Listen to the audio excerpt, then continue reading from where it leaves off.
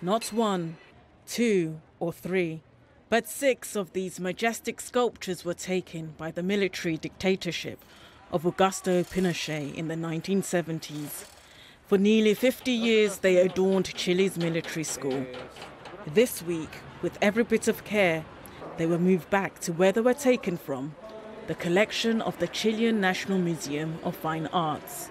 They form a significant part of the museum's history, and that of the culture of Chile. But it was a long process, relatively difficult. The pieces had been in the military school for a long time, and they somehow recognised them as part of the cultural landscape. So it took many months to convince them of the importance of this project for the museum and the public.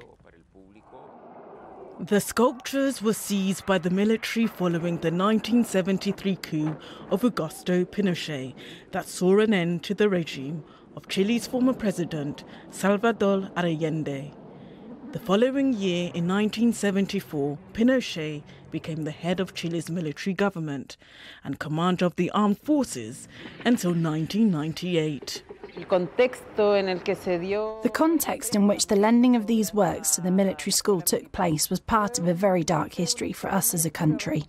It was a moment in which the institutionality in some ways ceased to function as such, so obviously it was also important to restore what was taken at that time.